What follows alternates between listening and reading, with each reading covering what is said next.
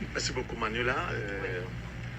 J'ai entendu beaucoup d'analyses sur ce plateau sur cette question anglophone. De toute façon, qui semble se focaliser uniquement sur un point de vue donné par l'ambassadeur des États-Unis au Cameroun. Mais nous sommes tous des Camerounais, en gros ceux qui sont ici. Je ne parle pas de notre ami Kamalou qui est au niveau du Tchad.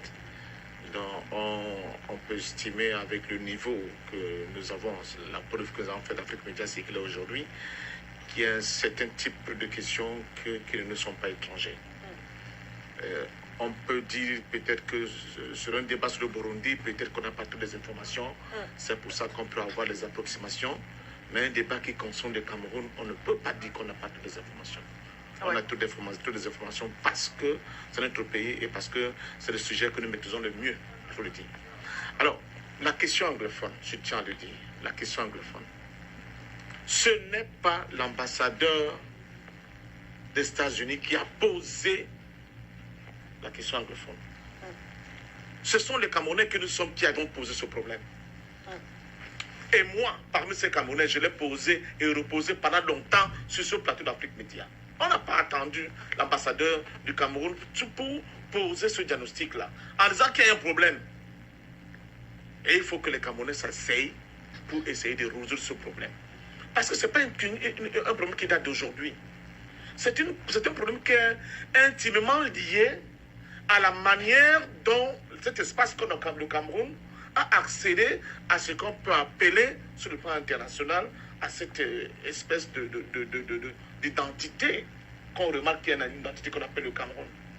Elle est intimement liée à cela. Et c'est quoi cette identité?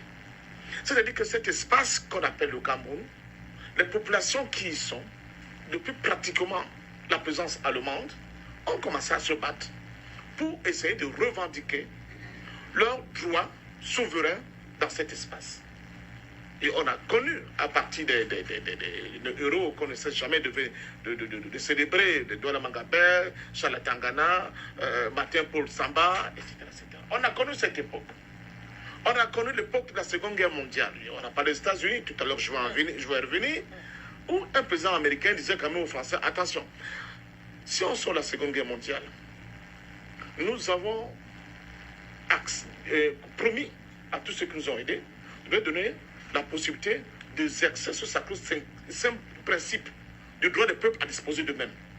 Il faudra que vous, les Français, vous soyez préparés à libérer vos colonies. La question du Cameroun, tout à l'heure, Aoumou l'a évoqué. Mais oui, j'ai dit à mon ami Aoumou, les Américains étaient pour l'indépendance du Cameroun. L'indépendance du Cameroun n'a pas eu lieu avec le soutien des États-Unis, uniquement parce que la France ayant été battue sur le plan, j'allais dire, de l'argumentaire juridique à l'ONU, a employé un subterfuge. Ils ont mis en avant que l'organisation qui était comme le porte-parole des intérêts des Camerounais à l'ONU, avec son top chief qui était Ruben Oumiobe, n'était rien d'autre que l'organisation communiste, avec sa tête un gros communiste. Donc, on voulait faire basculer le Cameroun dans le giron communiste. C'est ça qui va expliquer le retrait des États-Unis au soutien à la cause camerounaise. Je donne une information pour ceux qui ne l'ont pas. Il y avait une jeune femme qui était la femme d'un pasteur dans le sud Cameroun. Son frère aîné était un sénateur américain. Cette jeune femme avait pour fonction première de donner des informations extrêmement détaillées sur la situation qui prévalait au Cameroun à l'époque pour son indépendance. Elle fut assassinée par les agents français venus du Gabon. C'est pour dire qu'il y avait des connexions. C'est pour dire qu'il y avait des éléments qui concouraient à donner la possibilité, n'est-ce pas, à ces Camerounais qui se voyaient à la conscience internationale de nous aider, de nous donner ce coup de main là. Maintenant, passons. Quand on regarde, donc, finalement, comment, par le biais de la fourberie de M. de Gaulle, l'État du Cameroun a été créé dans le sang, parce que le Cameroun, je le répète, est le seul pays en Afrique du Sud-Sahara, noir, je ne parle pas de l'Algérie au nord, de l'Afrique du Sud, excusez-moi, où les nègres ont pris les armes contre les blancs pour réclamer leur indépendance et leur souveraineté. On connaît la suite. Comment, après avoir perdu au Vietnam, et là je vous le lis aujourd'hui, que si la France a été obligée d'aller signer les accords d'Évian, c'est parce qu'ils redoutaient, ils avaient mis sur la balance, le Cameroun et l'Algérie. Où est-ce qu'on devait lâcher de l'Est? Ils ont dit on va lâcher de l'Est au niveau de l'Algérie. Parce que si c'était au niveau du Cameroun, si le Cameroun devenait indépendant, ça devait faire tache d'huile sur l'ensemble du précaré français aujourd'hui. C'est pour ça qu'ils ont tout fait. Ils ont sorti tous les grands généraux barbares et criminels qui sortaient de l'Algérie et du Vietnam pour les amener au Cameroun. Les généraux brillants, etc. Pour mater, n'est-ce pas, cette volonté, cette résistance camerounaise qui voulait assurer au Cameroun son indépendance réelle, authentique. Et à la fin, qu'est-ce qui en est sorti? Un État bâtard. Une structure avec une indépendance nominale, tout simplement. C'est ce que les maquisards dans ma région, dans ma langue, disaient. L'indépendance qu'ils donnent, on va vous obtenir n'est pas la bonne indépendance. Ils ont dit ambassade Koundé Iseki. C'est-à-dire que vous devez encore, vous, les générations à venir, continuer de combattre pour arracher cette indépendance. Et de cette fausse indépendance est né un problème qu'on appelle le contentieux historique. Et ce contentieux historique a deux volets. Le premier volet, et ça, c'est le grand C, c'est la question que nous continuons d'exiger ici et maintenant. Et donc, M. Hollande, je l'ai dit ici hier sur le plateau, nous a ouvert une fissure. Parce que, avant que Hollande ne vienne au Cameroun, la France n'avait jamais accepté qu'il y avait une guerre coloniale qui a été menée au Cameroun. C'est Hollande qui ouvre une brèche. Et il nous dit oui, nous le reconnaissons. Il y a une guerre qui a été menée au Cameroun et où les peuples de l'Ouest Cameroun, qu'on appelle vulgairement les Bamlékés, et les peuples Bassa, dans la grande Sénégal maritime, ont connu des massacres, des crimes de guerre. Il n'a pas osé parler de génocide, mais nous disons que c'est un génocide. Parce que quand vous êtes dans nos régions, vous voyez ce que les Français ont fait chez nous, c'est extrêmement grave. C'est extrêmement grave. Il y a des villages entiers qui ont été rasés. Il y a eu des bombardements au napalm. Et vous ne pouvez pas l'oublier. Le napalm est une arme de destruction massive. C'est reconnu par les traités de l'Union. Alors, on a donc eu droit à quel État? On a eu droit à cet État-là, néocolonial. C'est le camp de Joula qui est sorti vainqueur. C'est le camp de Joula qui a refusé que les Camerounais, d'abord, dans leur entièreté, j'ai entendu quelqu'un nous dire qu'une partie était partie au Niger, une partie du Cameroun, puissent d'abord, parce que nous étions les pupilles de l'ONU. L'ONU nous a donné à deux brigands qu'on appelle la France et l'Angleterre pour dire élever cet enfant-là, quand il va atteindre la majorité, ils auront maintenant libre coup de voler de ses propres ailes. Mais justement, cette pupille-là, arrivée à maturité, a dit maintenant on veut être indépendant. Mais il y a un deal qui s'était passé entre la France et l'Angleterre. Et pour contourner ce deal-là, c'est pour cela que Ruben Ouyaba avait dit les trois conditions essentielles que lui se pose sont les suivantes. Première condition, on fait d'abord la réunification des deux Cameroun avant d'arriver à l'indépendance. Parce que si on ne fait pas cette réunification-là, on risque d'être confronté à des problèmes qu'on ne pourra pas résoudre. Et on l'a vu. Et ces gens qui étaient sur cette ligne-là, réunification, indépendance, avant de nous battre pour avoir un meilleur vivre, qu'on appelait vulgairement l'élévation du standard de vie, cette ligne a été battue. C'est elle qui a coupé la tête des leaders. La ligne qui collaborait, qui disait non, on n'est pas encore mûr, il faut laisser qu'on soit sous le couvert, sous le cabangondo de la France, c'est elle qui a vaincu, c'est elle qui a eu le pouvoir, c'est elle qui a la continuité de pouvoir à Yaoundé. Alors, deuxième gros contentieux, c'est le contentieux à l'intérieur maintenant de ce Cameroun. C'est-à-dire avec des institutions qui ne sont pas des institutions camerounaises. Je vous rappelle que la constitution camerounaise n'a jamais été le fruit de ce qu'on appelle, excusez-moi, le fruit de ce qu'on appelle une constitution camerounaise. C'est-à-dire que les Camerounais s'asseyent. Ils disent comment envisageons-nous nos institutions et quel est l'habillage juridique qu'on va donner à ces institutions. On a fait de copier-coller de Paris, on a plaqué ici. Et ça évolue comme ça. Ça évolue comme ça. Quand on regarde, par exemple, les armoiries camerounaises, on voit que c'est pareil qui a tout imposé. Donc, passons.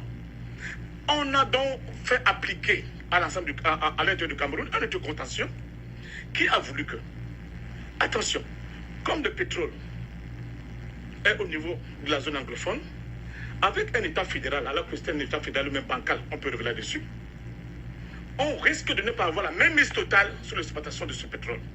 Parce que déjà, on a perdu l'Algérie. La France avait cherché le pétrole en Algérie pendant longtemps. C'est quand elle perd l'Algérie que l'Algérie, le pétrole est enfin découvert et son exploitation commence. Attention, on ne peut pas refaire la même bêtise ici. Donc, on exige, on pousse Tom Aïdjo d'aller vers la conférence de Fumba de 61. Et cette conférence de Fumba de 61, avec ce que nous connaissons, donne ce que ça donne.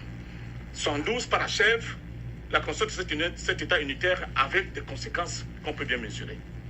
Alors, s'est installé dans l'administration camerounaise une franconisation à 100% de l'administration. Moi, j'ai travaillé pendant 2 ans dans la zone anglophone, je sais de quoi je parle. Vous trouvez dans un tribunal, il y a un président de tribunal, il y a un procureur, il y a les greffiers, tout ce que vous voulez. Ils parlaient tous français. Vous êtes à Kumbo dans un tribunal, ils parlaient tous français. Comment on dit ça, les gens qui viennent pour poser le problème, quand ils commencent à parler, alors on dit que non, monsieur, parlez-vous. Mais on refusait même aux gens d'avoir, comment vous appelez ça, des interprètes. Ils ont subi tout ça. Ils ont subi tout ça. Ils ont subi tout ça. Ils se disent, pendant le laps de temps qu'on a quand même passé sous la colonisation anglaise, en termes des questions, par exemple, de droit, avec la common law, on était légèrement mieux. Quand un gendarme, je vous l'ai dit, Manuela Siké, posait une contravention contre quelqu'un dans cette zone-là, il fallait qu'il soit devant le tribunal. Au tribunal avec les citoyens en question. Il venait se défendre, expliquer pourquoi de la contravention. Dans la zone francophone qu'on a imposée, avec notre méthode française, ça n'existe plus. Le gendarme regarde la tête de Maître Liga et dit, toi là, ta tête ne me plaît pas du tout. Allez, monsieur. Et c'était fini. Et on se trouvait très rapidement à la prison de Béa, quand on partait de chemin à Salagama de Tim, dans mon village, à Boubéa. Passons. Donc, je vais dire que, quand cette question-là se pose, et quand on vient de me dire, l'ambassadeur a dit que non, nous, les Camerounais, on a posé ce problème depuis. En 1993, je me suis retrouvé à Béa, à une grande assemblée des politiques et anglophones, etc. Donc, dans cette salle, il y avait M. John Goufoncha. Je dis souvent ainsi, je t'ai accompagné, madame, arrête quoi. Le problème là se posait déjà. Et ces gens disaient, on n'en peut plus de le subir. Tous les 1er octobre, il y avait des assassins dans cette région. Et nous, on avait pondu un texte à l'époque en disant, il faut aller rapidement vers les négociations, vers un dialogue. Il faut dialogue avec tout le monde, même avec ceux qui disent qu'ils veulent partir du Cameroun, que vous appelez vulgairement socialistes. Il faut dialoguer avec eux. Alors, ça me permet de sortir, je pense que je donne toute parole. On a parlé de la guerre de sécession aux États-Unis, qui a duré 4 ans, qui était en réalité la question du Nord, qui était devenu industrialisé, contre le Sud, qui était resté pratiquement agricole, et qui continue d'insister qu'ils avaient le droit de maintenir leurs esclaves. Bon, il y a un petit banditisme qui s'est passé, mais le Nord disait non, non, c'est révolu, parce que nous, on fabrique les machines, il faut les vendre. Et l'esclavage n'a plus le droit de citer. Il faut qu'on abolisse l'esclavage. Les Sudistes ont dit non. Cette guerre a été fratricide. D'accord. Mais quand elle s'est terminée par quoi? Par une négociation. Et dans cette négociation, maintenant, je vais loin. Les esclavagistes, les États esclavagistes sudistes et leur population ont été dédommagés. Mais c'est vrai qu'il y avait une compensation qui devait aussi revenir aux populations noires de cet espace qui n'a jamais été fait, qui était fait d'un an, et je ne sais pas de combien d'hectares de terrain qu'on devait leur attribuer. Ça n'a jamais été fait. Jusqu'au jour d'aujourd'hui. Les populations du sud là, esclavagistes qui sont enrichis, ils sont enrichis avec l'argent de l'État. Donc, qu'est-ce que je veux dire par là, Manuela? Ça veut dire que, quel qu'en soit le type de conflit qu'on peut avoir dans une famille, dans un État, on finit toujours par la négociation, par s'asseoir pour dire, comme Laurent Gbagbo disant, asseyons-nous et discutons. Pourquoi on ne peut pas le faire? Qu'est-ce qui est d'aussi grave d'aller vers cette voie-là? On dit non, on va aller jusqu'au bout. Le Sud-Soudan, on allait jusqu'au bout, hein? On allait jusqu'au bout au Sud-Soudan. On voit les dommages de ce jusqu'au boutisme. Les Africains doivent faire l'économie de telles absurdités sur notre continent. Au point où aujourd'hui, on fait un jour de l'unité nationale, il y a des Camerounais qui sont morts, il y a des femmes qui sont veuves, il y a des orphelins qu'on a créés aujourd'hui parce qu'une zone de pays qui dit qu'on n'est pas d'accord. Et là, excusez-moi, on dit la question anglophone, mais c'est un problème. Non, je suis une seconde. On nous dit, non, mais c'est le même problème qu'on pose. Tout est problème, on a connu sur l'étendue du territoire national. Alors, bien sûr, si on connaît tous ces problèmes de manque de gouvernance, de manque de répartition solidaire, n'est-ce pas, de la fortune nationale, de l'éducation nationale, c'est l'occasion justement trouvée pour qu'on s'asseye et qu'on règle tout ça.